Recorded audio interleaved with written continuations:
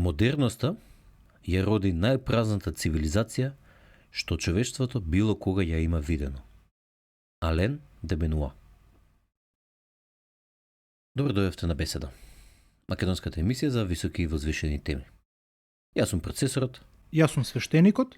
а денешната тема е со наслов екстремна самобитност или индивидуализам. Екстремен индивидуализам. Мислам дека оваа тема ќе биде доста зачината и мислам дека нашите следачи ќе уживаат во незе затоа што гледаме доста екстремен индивидуализам, односно самобитност денеска, нели свештениче? Апсолутно, ова е многу важна тема, бидејќи е една од главните опасности со кои што се соочува модерната култура, модернизмот. Да. Екстремна самобитност. Би дал еден вовед, краток, околу самобитност и околу екстремната самобитност, па потоа ќе се разврземе со нашата беседа. Може? Може. Јас би почнал со една еволутивно-социолошка перспектива. Иако многу често самобитноста и нарцисоидноста денеска се предмет на критика, односно има две, како кажам, има јаз помеѓу две страни на дискусијата.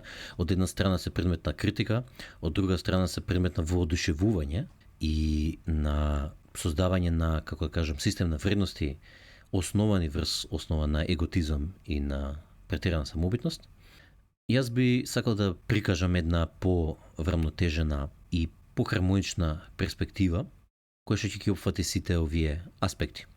Па така би дал една еволутивно-социолошка перспектива за потребата за внимание, за самобитноста и нарцисоидноста како екстремен вид на самобитност, односно индивидуализам. Според мене, и според тоа што го имам, речеме, изучувано од аспект на еволутивна психологија и биологија или и еволуција општо, па и социологија, потребата за внимание е природен механизм. Значи, тој е природен еволуиран механизм, кој што е најсилен, нормално, кај децата и кај бебињата, и со текот на животот природно е оваа потреба за внимание да паѓа и да се намалува. Сега, прашањето е која е улогата на потребата за внимание, и нејзината улога е многу проста. Таа е да се осигура дека пред се, да се осигурат дека родителите, односно тие кои што се најблиски роднини на бебето, а понатаму и детето и младичот, дека ќе се грижат за него. Бебето практично секогаш бара внимание преку тоа што плаче, преку тоа што има постојани барања, и не само што бебето бара внимание, туку и родителите се буквално обврзани да реагираат. Оние родители кои што не реагираат на плачот на детето, нешто не е во ред со нив. И ми текна дека имало една фикс идеја во 80-тите години на тоа дека децата, односно бебињата кога плачат, треба да ги оставиш да се исплачат, така ќе се научиле да се ги регулираат емоциите. Тоа поголема глупост, тоа немам слушнато во животов, бидејќи ако не реагираш кога децата и бебињата плачат, односно кога бараат внимание од тебе, тоа порано кога сме живееле во племиња и во савани било знак дека ќе дојде волк или лав и ќе ги изеде, а денеска тоа е рецепт за да создадеш нарцисоиден човек со оној радлив тип на нарцисоидност. Односно, практично го запоставуваш детето.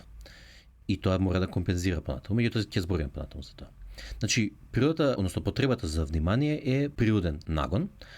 Кога е детето младо, односно кога е бебе, кога е младич, кога е дете, практично со барањето на внимание се осигурува дека, бидејќи сличен механизам, контрамеханизам има кај самите родители кои што реагираат на барањето на внимание од страна на нивните деца. И овој механизам се осигурува дека родителите и децата ќе останат заедно, дека децата ќе имаат почитување и ќе се угледуваат на своите родители, а дека нивните родители ќе бидат тука до нив, дека ќе се грижат за нив и дека ќе можат да им пренесат и знаења, вештини, па и нивниот социосексуален статус.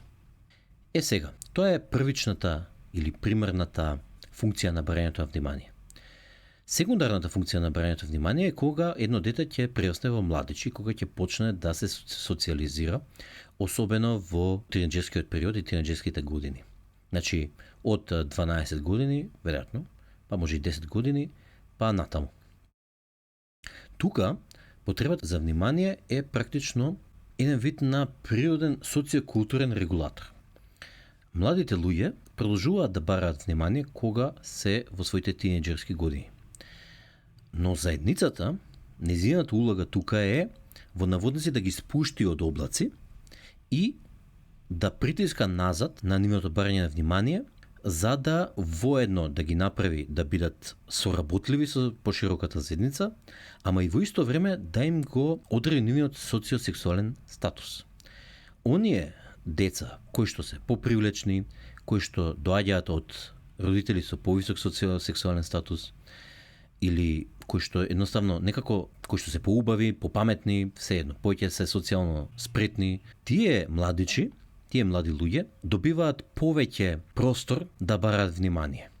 Оние кои што не се толку високи во социосексуалната хиерархија, на нив заедницата понегативно реагира кога бараат внимание. И ова е еден природен начин како младите луѓе биваат востановени во социосексуалната хиерархија од страна на нивната заедница. Сега тоа е потребата за внимание. Потребата за внимание исто така има уште една функција, а тоа е дека овозможува да поединецот се развие до толку да стане возрастна, независна, способна личност, поединец, кој што понатаму заради тоа што акумулирал толку вештини, способности, заради ова самоубитност, практично стане самоубитен поединецот и заради тоа што акумулирал толку голема вредност, способност, вештини, статус социосексуален, тој поединец или таа, всеедно, може понатаму да создаде деца, го бива за нешто и заради тоа ќе најде соодветна партнерка или партнер и со нив ќе има деца кои што па понатаму ќе пренесе својата самоубитност и вештини и вредност социосексуална врз своите деца. И ова е циклусот кој што овозможува практично луѓето да имаат деца, да имаат способни деца и да си ги нормално шират своите гени во следната генерација, односно си го остварат генетскиот императив. Тоа е околу самобитноста и потребата за внимание. Сега само на кратко ќе кажам за нарцисоидноста, па потоа ќе му дам збор на свештеникот.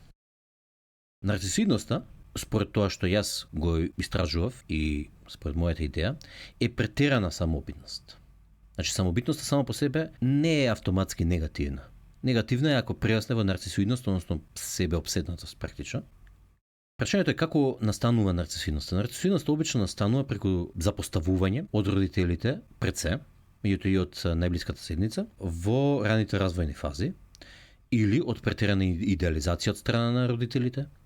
Ако цел време на детето му кажувале браво, ти си најпаметен, ти си најубава, ти можеш, ти треба да ги победиш сите, само тебе треба да те слушаат и така натаму. Тоа ме води до следната точка, практично дека нарцисоидноста чисто настанува и од претераното наложување да детето се надпреварува во сите контексти, наместо да се соработува. Значи, во една заедница надпреварот и соработката треба да бидат буквално 50-50. Ако родителите заради тоа што се искомплексирани цел време ги тераат своите деца се надпреваруваат, тоа е рецепт за да направат нарцисоидно дете и нарцисоиден младич, а после тоа и нарцисоидна личност од аспект грандиозна нарцисоидност. А тоа што исто така ризикува да го направите е дека ако претеруваат со идеализацијата и со наложувањето на надпревар, може тоа дете заради тоа што ќе влезе во надпревар, сигурно во себе си дека ќе победи и ако не победи многу пати, да ја изгуби самодовербата која што ја има, што ја губи и со запоставување од родителите, нели во првиот случај, и тогаш да стане онаа втори вид на нарцисоидност, односно ранливата интровертна нарцисоидност.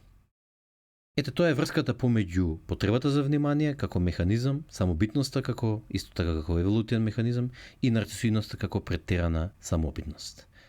Тоа е мојот вовед, малку повеќе се расплинив него ли што требаше, меѓутоа сега ќе му дадам збор на свештеникот и тој да се расплини колку што сака. Ти благодарам.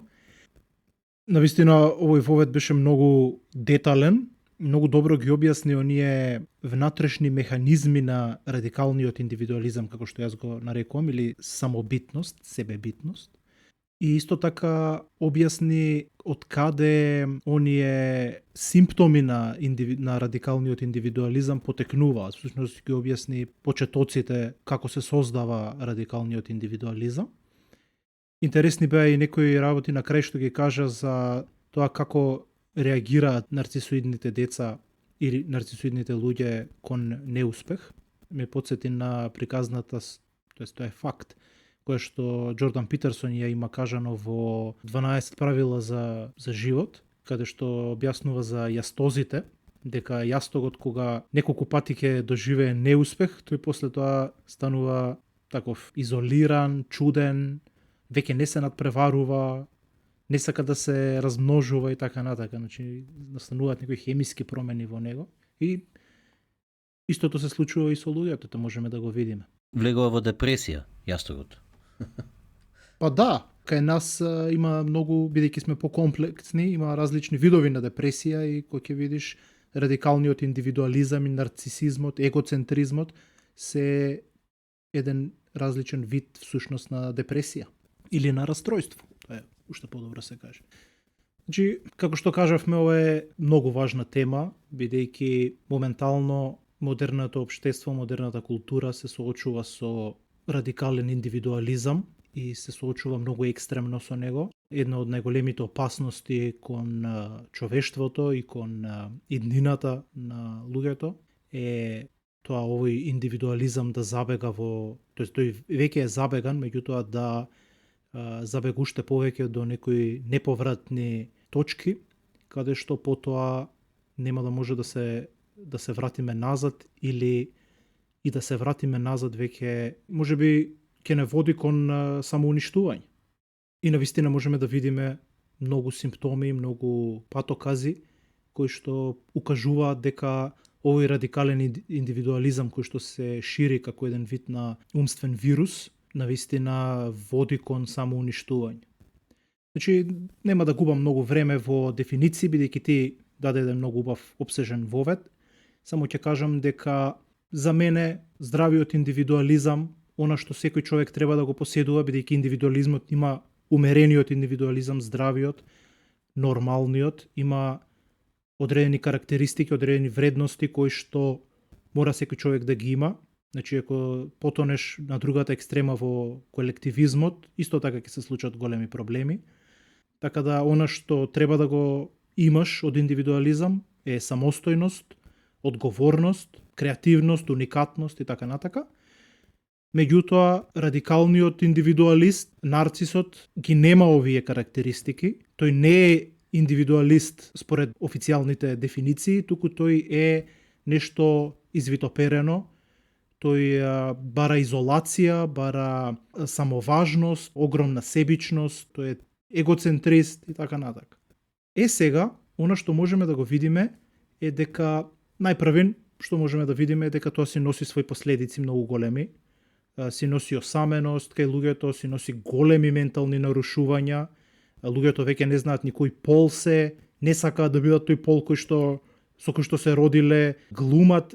Она воспалена потреба за уникатност ги тера да прават секакви глупости, па да прават оперирања на своето тело, да прават оперирања на своите деца, за да бидат уникатни, да бидат видени, што е за мене е на исто ниво со педофилија. Мислам да земеш своето дете да го однесеш на операција, тоа уште не е ни свесно дека постои, ти мислиш дека е машко или женско, му одлучуваш пол некој и го уништуваш, го унаказуваш, тоа е едно од најголемите зла. И затоа и го кажав ова дека радикалниот индивидуализам води кон самоуништување на човештвото. Па тоа ми личи мене на она што го спомнав претходно, на искомплексирани родители кои што сакаат да си ги остваруваат своите фикси идеи преку децата, зашто не успеале преку себе. Да, апсолутно. Сега, исто така, нешто што можеме да видиме е дека и покрај тоа што луѓето навидум го оцрнуваат егоцентризмот, нарцисизмот и така натака, изолацијата, себичноста, сепак се повеќе и повеќе, поготово младите, тонат во овој радикален индивидуализам. Зошто е тоа така? Причината не е толку важна. Туку важно е процесот кој што им се случува. Причината може да е колективното несвесно, може да е некои процеси кои што се случуваат во економијата, во човечките односи, може да е едноставно еволуција на свеста која што сега компензира за некој преголем колективизам кој што се случил во минатото, па сега компензира на кај индивидуализам и така натака. Меѓутоа, тоа е споредно. Она што е важно е процесот. Процесот е еден вид на умствен вирус, како што кажав, кој што ги обседнува луѓето, ги прави да се идентификуваат и да бараат валидација од оној воспален индивидуализам, од манифестирање на различност, и тоа дава одреден допамин, тоа дава сатисфакција, дава уживање кај луѓето, поготово кај младите, и тие интересното е што се идентификуваат како нешто кое што е тотално различно од се друго. Тие се зависници од различност, од индивидуализам, од изолација. Добиваат сатисфакција доколку покажат пред светот дека тие се поразлични од светот. Секако, нели, како што кажав, тоа си носи своји ментални нарушувања, осаменост и така натака. Меѓутоа тоа тие не го приметуваат. Се повеќе и повеќе луѓе тонат во тие болести, во тој ментален вирус, и како што се зголемува множеството на такви луѓе, тие почнуваат, тој ментален вирус почнува да стимулира и да се брани од оној пушбек, од луѓето кои што ги тераат да се вратат кон колективизмот, да се вратат кон балансот. Сега има веќе земено замав, има еден бран, кој што се повеќе и повеќе притиска кон поголем радикален индивидуализам, и полека се движиме до амбисот, се движиме до одредени граници на радикален индивидуализам, каде што не може да се вратиме после тоа, бидејќи ќе стигнеме до одредени генерации кои што не сакаат деца, сметаат дека деца е страшно нешто, дека абортусот е врвна вредност во светот, менување на пол, хомосексуалност и така натака, и едноставно ќе стигнеме до едно поле каде што веќе нашите генерации идни ќе бидат толку мали и толку неспремни за живот, што нема да можеме да се одржиме во живот како човештво. И сакав уште нешто да кажам, тоа е како овој култ на јас, култ на егото, им служи на оние кои што ги контролираат средствата во светот, тие што се на врвот на капитализмот. Тоа најверојатно тие го стимулираат со преку медиуми и преку технологијата која што ја имаат. Зошто? Бидејќи гледаат дека овој замав им носи некои краткотрајни успеси и тие се заинтересирани за краткотрајни успеси. Долготрајни успеси и долготрајен ќар не им носи, бидејќи ако ги уништиш сите луѓе нема од кој да правиш пари. Меѓутоа на кратки трки им прави успех, им прави ќар. Зошто?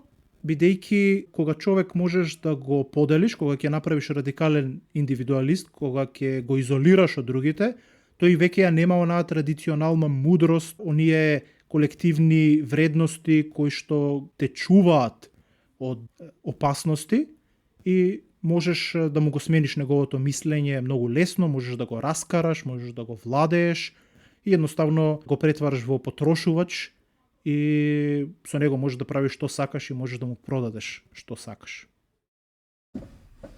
Да, добро што дојдовме, оно што ги спомна овие развитија, да речеме, последно време кои што се случуваат во општеството и општо во светот. Не се случуваат секаде еднакво, меѓутоа мислам дека можеме да видиме одредени законитости или причини кои што предизвикуваат зголемување на самобитноста, односно незино претворање од самобитност во нарцисоидност. Една е таа причина што ја кажа, засилувањето на нарцисоидноста преку разноразни социјални мрежи, преку разни алатки, преку телевизија, преку весници, преку друга пропаганда, која што форсира самобитност и индивидуализам, и дека само поединецот е битен и неговите потреби. Нормално, природно е дека ако цело време си убеден дека само ти си битен, нема сакаш ни деца да имаш, затоа што тие ти пречат на твојата битност, нели? Треба да се занимаваш сега со децава и нив да им служиш, наместо да се служиш сам на себе. И слично. Ти си центарот на универзумот. Да. И нема зошто да правиш повеќе деца кога само ќе одземат важноста од Господ, а тоа си ти. Ете така, точно така. Сега, значи има неколку причини за зголемување и екстремизацијата на самобитноста. Една е таа, пропагандата и перењето мозок. Друга би рекол дека исто така и материјални успеси. Значи, онаа нарцисоидност која што ја гледаме кај бумерите, односно оние родени од 46 до 64 година, практично доаѓа заради тоа што нивната претходна генерација ги доживеала ужасите на Втората светска војна и на Првата светска војна, и во меѓувреме Вајмарската република и сите тие ужаси. И работела многу, тие ги викаат тивката генерација, затоа што многу не збореле, многу не коментирале, туку работеле, биле многу работливи и дисциплинирани. И заради нивната работа, дисциплинираност и конзервативна морална стега, успеле да создадат многу материјален успех, јак материјален успех, кој што нивните деца, бумерите, таман кога станале млади, кога станале тинејџери и младичи од 20 до 25 години, практично влегле во еден огромен материјален успех кој што им овозможил да си посветат многу внимание на себе си практично, затоа што имало вишок на вредност создаден во заедницата. Значи, материјалниот успех е причина за зголемување и екстремизација на самобитноста. Денеска исто така покрај пропагандата се и социјалните мрежи кои што функционираат на нарцисоиден начин, буквално. Ќе го спомнеме Facebook или ќе го спомнеме X или ќе го спомнеме Instagram и кај нив нема thumbs down, нема dislike, има само like. Така, значи тоа е буквално остварување на нарцисоидноста. Значи само или ми се допаѓа нешто или толку е, нема друго решение. И не само тоа, туку ако некој ти искоментира, можеш да го блокираш и веќе да не ти коментира негативно. Нели? Што е дополнително нарцисоидност. Значи ај само ќе се тапкаме по рамо сите и сите сме најдобри, леле колку сме добри, најубави, најпаметни и слично. Тоа го овозможуваат социјалните мрежи и намерно се направени така. За да те прават зависен од вниманието кој што го добиваш таму, затоа што добиваш само позитивно внимание. Бидејќи ако добиваш и негативно внимание, ќе нема да сакаш да седиш таму толку, освен ако не си созрен доволно нормално. Сега има и уште една причина која што мислам дека е исто така катализатор на создавањето, на зголемувањето и на екстремизацијата на самобитноста, а тоа се разноразни култови на младоста или култови на децата кои што настанувале во неколку периоди во минатото. Најновиот период е 1960-те години, оние контракултурни движења во кои хипици и фокусот на некои утописки, анархистички движења, кои што една од основните постулати им било поединецот како врв на фокус каде што треба да се посветува вниманието и ресурсите, па така природно било да децата, односно младите луѓе, бидат на врвот да бидат поставени на тој еден пиедестал. Проблемот со тоа е што децата, ако бидат поставени на пиедестал, тоа е рецепт за да станат нарцисоидни. Значи, има многу причини за зголемување екстремизацијата на самобитноста. Исто така би сакал да спомнам тука и оној природен процес на патување од заедничарските, односно колективистички фази кон самобитните, односно поединечните, односно индивидуалистичките фази во спирална динамика. Еве ќе потсетам за нашите следачи кои што не ја слушнале епизодата за спирална динамика, таа мислам дека беше 4 или 5 пред, да одат да ја посетат. Значи има неколку фази и тие фази меѓу себе се поминуваат од секоја личност, па и од секоја заедница, и една половина од нив се заедничарски и една половина од нив се самобитни, односно индивидуалистички. Има премин од сино кон портокалово, од виолетово кон црвено и од зелено кон жолто. Тоа се од колективистичките фази кон индивидуалистичките фази. Сега, не би имало никаков проблем во овој премин, затоа што тоа е природно. Кога ќе се претера фокусот кон заедничарството, треба да се почне малку со фокус и кон поединецот. И обратно, кога ќе се претера со поединецот, треба да се почне со фокус кон заедницата. Овие фази, односно овој премин не би бил проблематичен од колективизам кон поединечност. Меѓутоа, проблематично е кога нема да се апсолвира претходната фаза, кога нема да се земат позитивните работи од заедничарството и да се пренесат да функционираат заедно со посилното развивање на поединецот. Туку, кога заради искомплексираност или заради контракултурно движење, ќе се отфрла претходната фаза како застареност, како нешто кое што не треба веќе да се применува.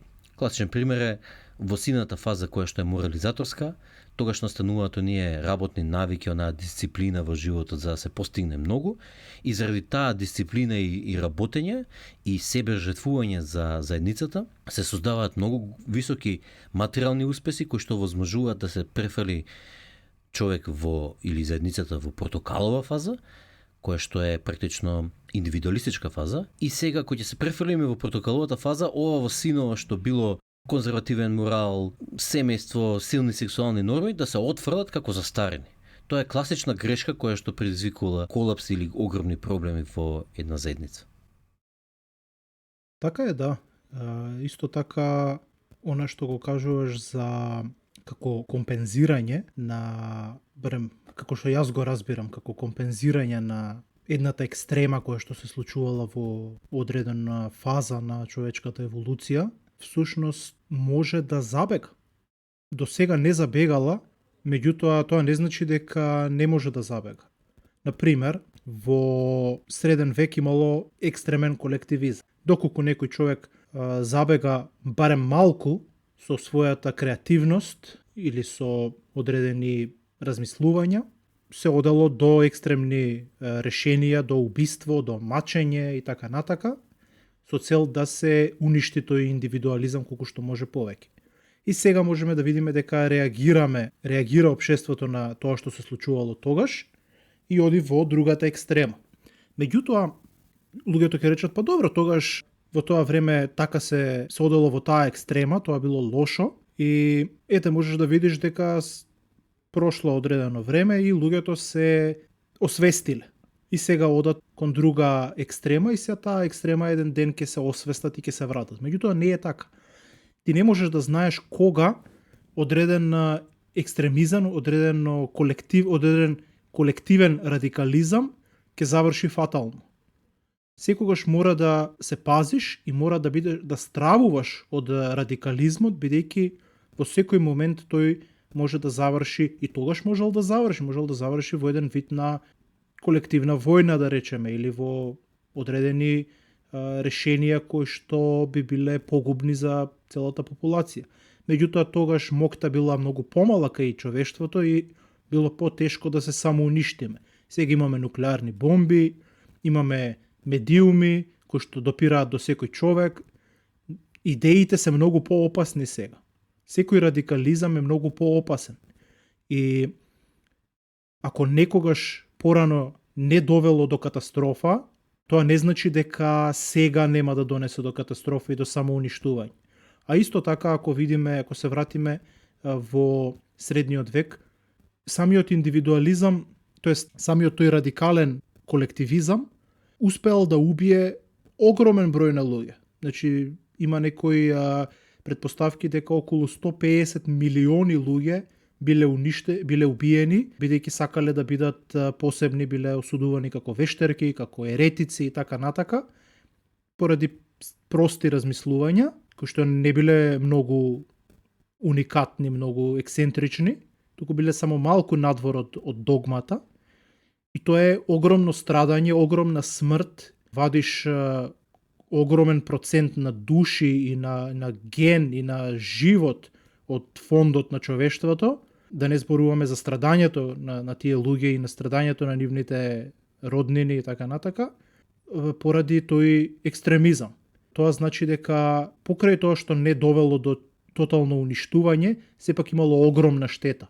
И исто така не се претпоставува дека тој колективен екстремизам во минатото не уназадил за многу векови. Тој траел многу векови и не уназадил за многу векови. Исто така, како што се случувало тоа, сега ние тонеме во радикализам и екстремизам на другата страна и мора да внимаваме и мора да се спротивставиме, бидејќи не само што може да ги има истите негативни ефекти како што ги имало во средниот век, туку може дури и да се самоуништиме.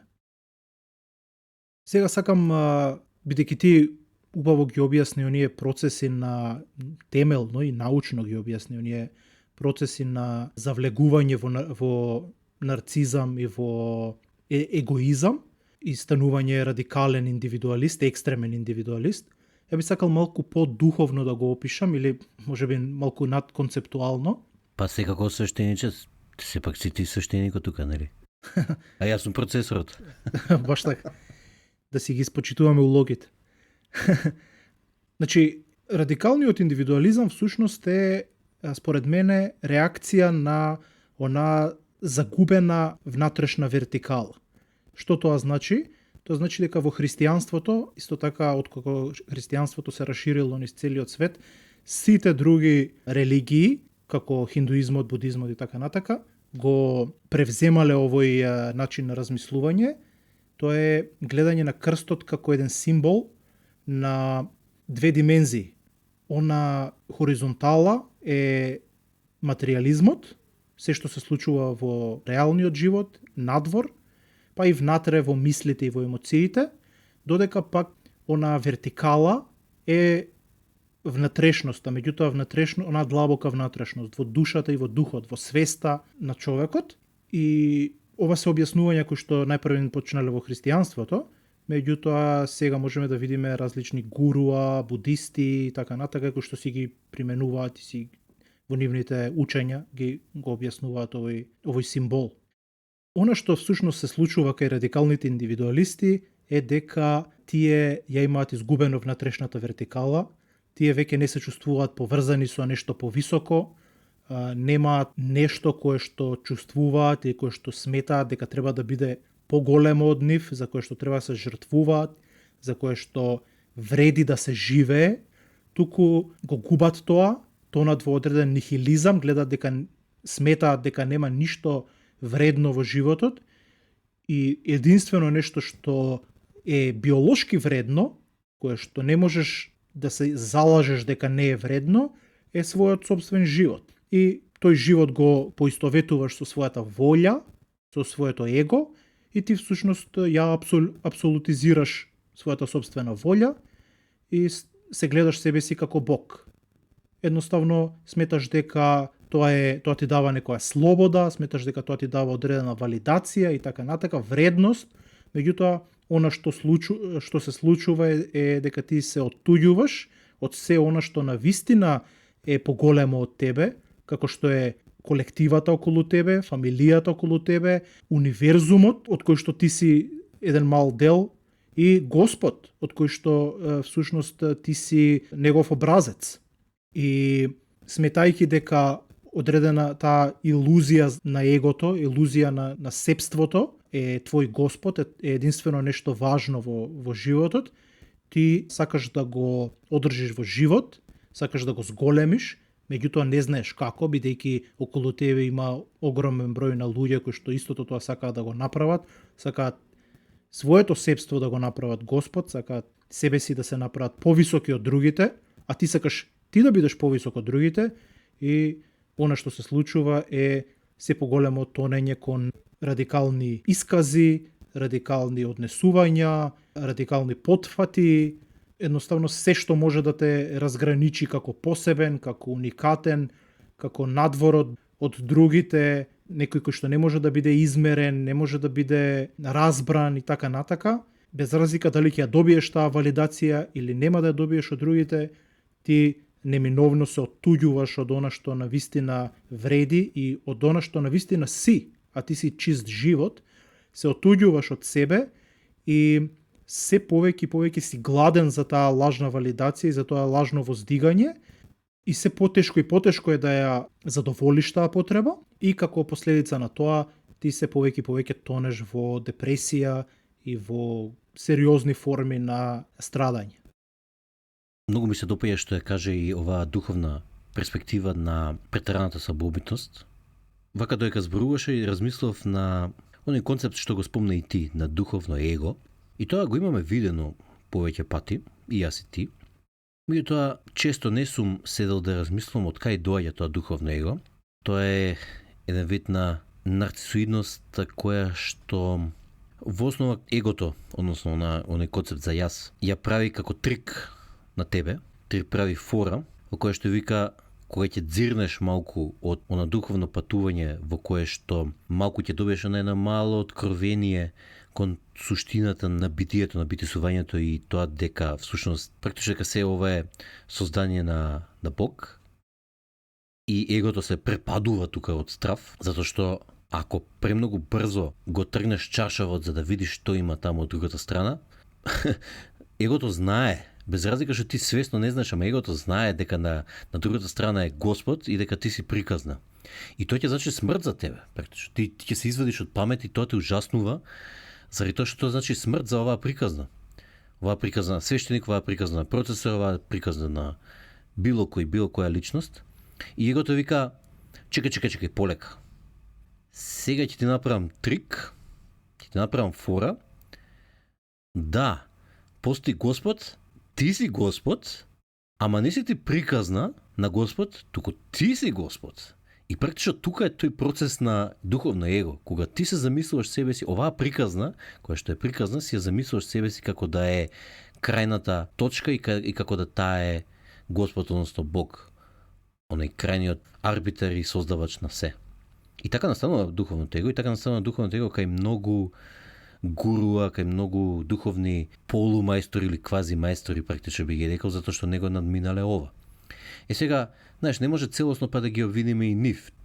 Знаеш, кога ќе настане едно битие кое што е самоосвесно, односно кое што има его, нормално дека тоа его нема сака да го снема, нема сака да умре, да исчезне, и нормално дека ќе се бори на секој можен начин. Ако не може да се бори со тебе директно, ќе се бори вака, преку различни фори, преку различни самозалажувања, за да се осигура дека нема да го напуштиш, односно дека нема да продолжиш во духовната работа и дека нема да снема.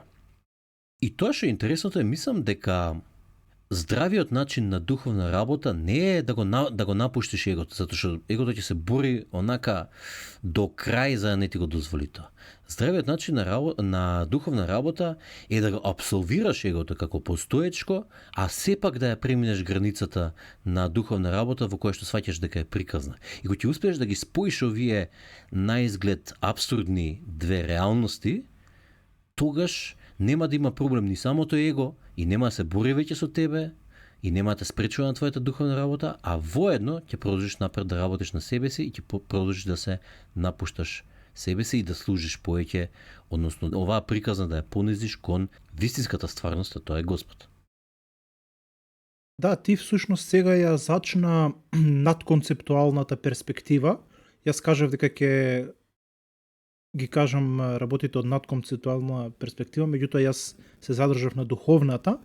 Она што ти го кажуваш како кој што јас сметам дека е всушност надконцептуалниот поглед е всушност не велиш дека егото е лошо, не велиш дека духовноста е лоша или добра или егото е добро, не велиш дека индивидуализмот е грешен или пак има грешки во колективизмот, или дека вистината лежи во некое размислување, туку она што го кажуваш е дека се има одредена поента, се има одредена смисла и не е тешко да се најде смислата во сите нив, само треба да дозволиш сите перспективи заедно да ти ја кажат смислата. Треба да не се бориш со нив, треба да не се идентификуваш и всушност тоа е решението за сите проблеми. Идентификацијата. Ние дојдовме до коренот на сите проблеми, а тоа е идентификацијата. И сепак, гледано надконцептуално, идентификацијата сама по себе не е ултимативното зло, бидејќи ако кажеш дека е ултимативното зло, ти завземаш страна, ти завземаш концепт. Меѓутоа, надконцептуалната парадигма која што јас и ти сакаме да ја пренесеме, ова е и целта на целиот подкаст и на целиот канал, дека не треба да се идентификуваш дури и со помислата и концептот дека не треба да се идентификуваш. Туку треба да живееш дозволувајќи сите концепти да се борат помеѓу себе во тебе. Не завземај страна, може да бидеш конзерватист, либерал, левичар, десничар, слободар, конзервативец и така натака, што и да е друго, интелектуалец, емоционален и така натака. Меѓутоа, во тебе не ги потиснувај оние енергии, оние размислувања кои што се спротивни на твојата главна теза која што ја застапуваш. Застапувај што сакаш, меѓутоа внатре во тебе дозволи сите перспективи да функционираат заедно, бидејќи ако одиш нагоре кон свеста, ако се качуваш нагоре кон скалите на свеста, ќе стигнеш до одредена точка каде што ќе видиш дека сите перспективи се дел од едно нешто поголемо. Тие не се борат меѓу себе, туку тие се составен дел. Имаше една приказна која што сега во моментов ми текна, мислам дека во будизмот, не е ни важно, каде што 5 слепи луѓе стигнале до некој слон и почнале да го опишуваат. И едниот ја фатил опашката, рекол, па ова е како змија. Друг фатил ногата, рекол, па ова е како дрво. трет, не знам, забот и рекол, па ова е, не знам, како чун, како што и да е. Или ушите ги фатил четвртиот, рекол, ова е како тањер, животното е како тањер. И сите почнале да дебатираат, да се караат и така натака, а всушност, ако прогледа некој од нив, ако се воздигне во однос на свеста, ќе види дека сите овие различни навидум, различни перспективи се дел од една поголема вистина.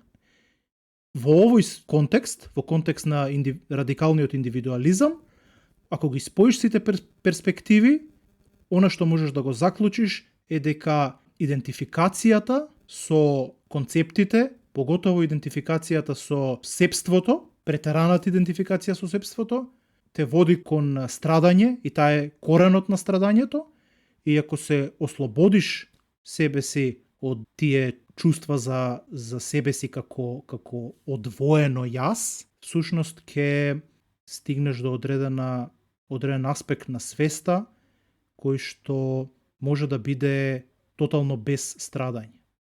Кој што во себе всушност тоа е начин на функционирање со љубов, со служба, со смиреност, со предавање на себе си кон нешто поголемо, а сепак задржување на својата уникатност, креативност, на својот идентитет. Да, буквално е така. Тоа што сакав да го кажем е дека сите тие перспективи кои што ги имаш во себе и сите тие идеи, концепти и доживувања кои што на изглед се конфликтни, на крајот не се конфликтни, туку се хармонични, сите тие дел се од едното исто постоење и сите важат и за сите има време и место кога треба да се остварат. Не треба да ги потиснуваш било кој од тие. Меѓутоа на крајната цел е да ги вплотиш сите во една комплетна мирна личност која што е во допир со својот божествен аспект, биде го така. Не за џабе многу од духовните учења кажуваат за наблюдувачот кој што е во нас и кој што просто наблюдува се и за него што и да дојде, што и да му сервираш, да речеме, или какво и било да е доживувањето или мислата која што имаш или тоа што го правиш, за него е во ред, го правиш ова, го правиш тоа, сега во овој момент ова го доживувам, сега во овој момент гледам црвени бои, во друг момент паѓам од зграда, значи за него сите тие работи се во ред, затоа што нема зашто да не би биле во ред. За Господ сите тие работи се во ред, а тој наблюдувач е практично Господ во тебе. Тоа е она божествената, како да кажам, вдахнатост која што не може да се избегне во твојата приказна. Иако си приказна, ама во тебе имаш божествена вдахнатост. И всушност тоа е делото она што христијанството сака да го каже, дека секој човек е направен во сликата на Бог, нели?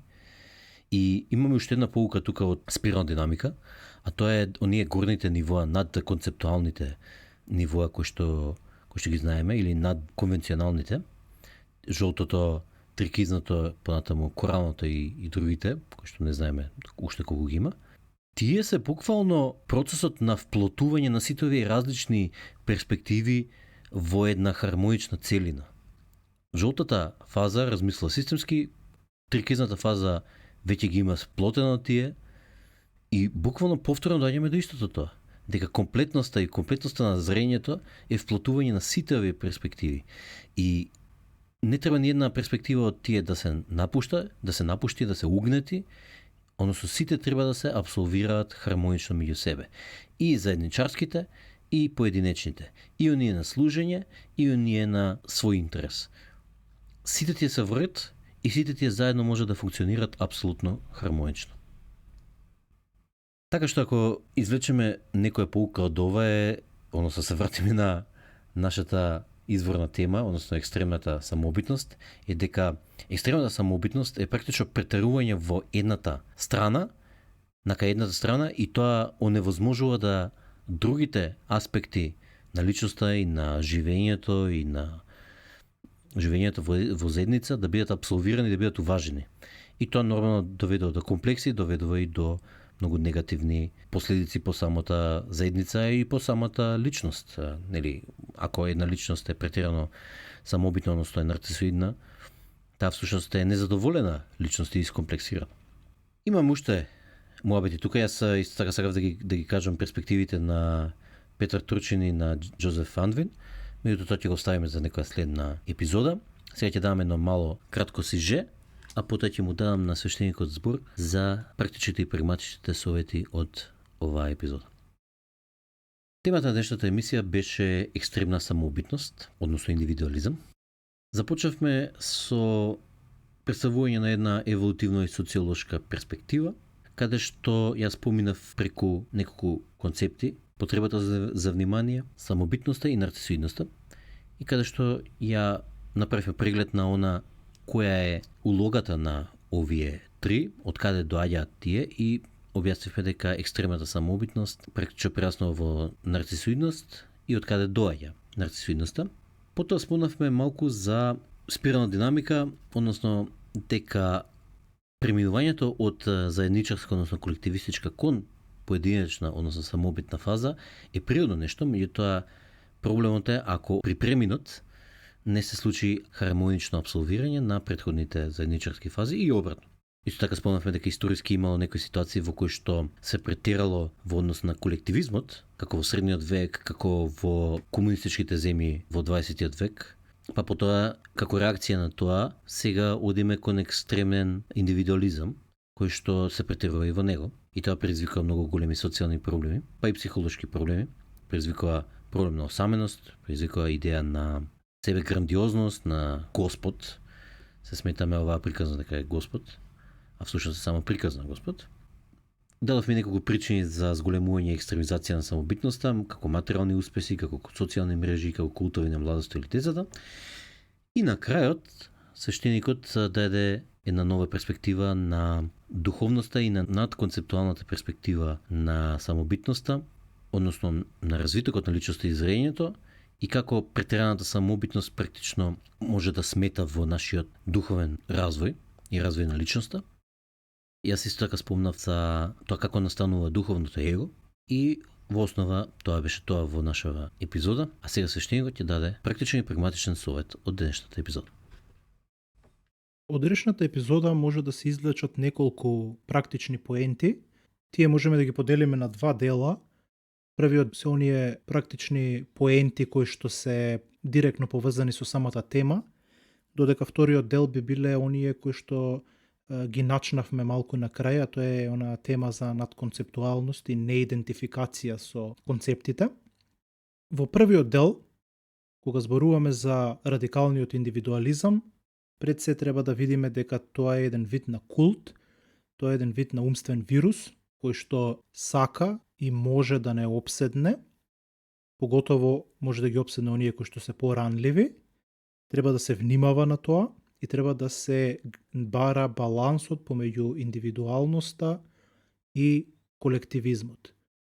Не го отфрлајте колективизмот, не ги отфрлајте традициите, погледнете ги вредностите кои што ги има заедничарењето со другите луѓе и во исто време не го губете тотално и комплетно вашиот индивидуализам. Имајте на ум дека тонењето во екстремен и радикален индивидуализам води кон сигурно страдање и се поголема и поголема депресија, и кога ќе западнете во одредени тешки емоции и тежок период, знајте дека можете да ги решите тие емоции и тоа страдање со калибрирање на своите однесувања и калибрирање на своите размислувања. Вториот дел од кој што можеме да извлечеме практични поенти е оној дел каде што зборувавме за надконцептуалноста. Главна поента која што можеме да извлечеме од тука е да не се идентификуваме со концептите, бидејќи концептите се алатка, меѓутоа во исто време се затвор, умствен затвор, и тие не се посебен дел од реалноста, туку тие заедно функционираат како едно нешто поголемо од самите тие. Доколку не се идентификувате со нив, доколку дозволите сите да функционираат заедно, вие ќе достигнете многу повисоки нивоа на свест. Колку повеќе човекот напредува, толку повеќе станува осамен. Модерниот човек е во опасност да стане само функција и ништо повеќе. Карл Јунг.